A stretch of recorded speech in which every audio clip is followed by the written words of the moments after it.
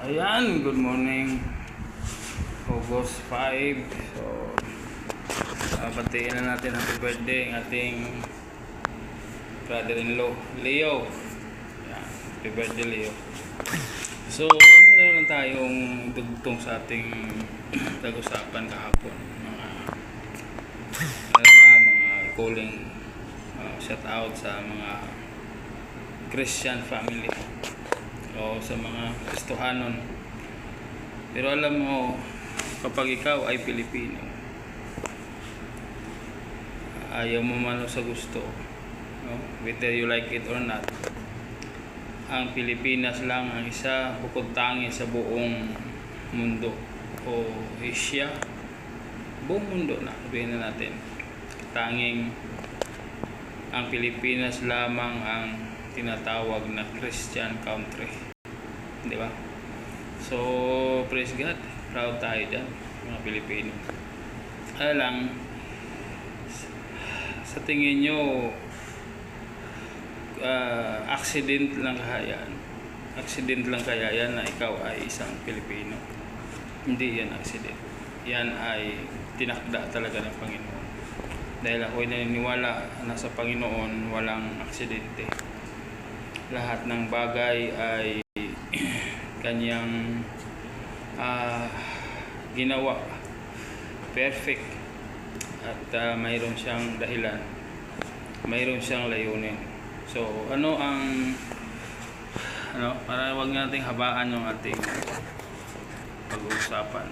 Ang layunin ng Diyos ay ang mga Pilipino ay ito ay kumakatawan sa gampanin na ano bang tawag nito? Inatang ng Panginoon, o dahil nung siya ay dito sa lupa nagministry, no? Ano ba ang kanyang ginagampanan? Namuhay siya, pinangaral niya kung ano ang kanyang salita, and yung isang nakita ko sa ating Panginoon siya ay mapanalanginin. So kaya nga kahapon ang aking topic ay panalangin. At ngayon naman din ganun pa rin, para lang mayroon lang tayong idea na bakit tayo patuloy na manalangin. So tinatawagan natin yung ating mga kapatid sa Panginoon.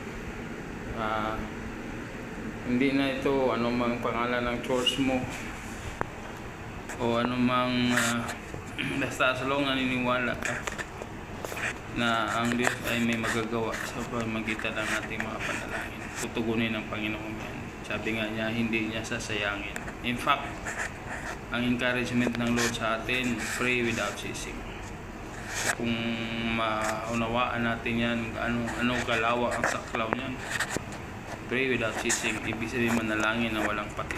So, patuloy natin panalangin, lalo ng ating bansang Pilipinas. Kung ano ang nagaganap, no?